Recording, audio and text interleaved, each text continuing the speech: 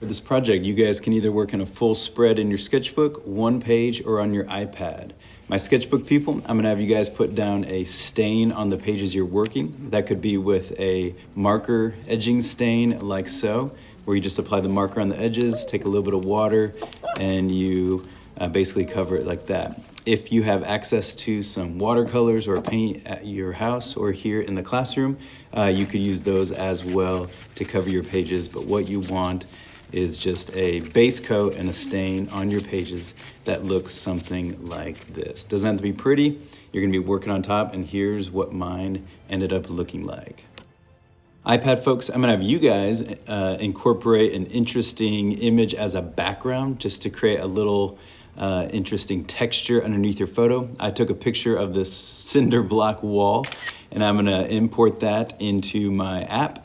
And don't forget, you can always lower the opacity or the strength of an image here as you click on the image and lower it. And then you're also gonna choose a color basically to wash the screen with and to give it kind of a base coat like that. So I added that turquoise and I lowered the opacity. I can see sort of my texture underneath it, and now I'm ready to go.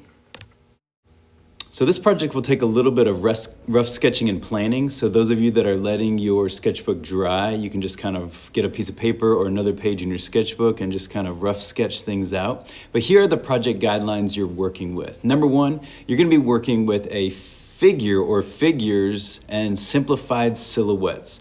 Much like Aaron Douglas's, his characters and his figures are very simplified geometric silhouettes. Those will be a big piece of your composition. Number two, you're gonna be working with imagery from a memorable or an important moment in your life or in history.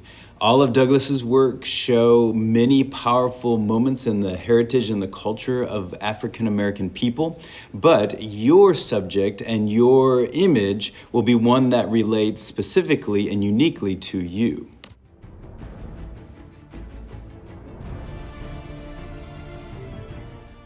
The third thing you're going to be using is the use of concentric circles. These are circles that you put in your notes yesterday, but think of like the rings in a tree. They start small and they get larger and larger and larger. And this is a recurring theme of imagery in Aaron Douglas's work. Another key aspect of your work will be the use of lines and geometric shapes. As you look at a lot of Aaron Douglas's work, you'll notice strong use of straight lines and geometric shapes. Number five, project is going to have a monochromatic color scheme. And what that simply means is mono means one, chromatic color, one color here. As you can see in this work by Aaron Douglas, you can see that it's a monochromatic green. There's different values of that color.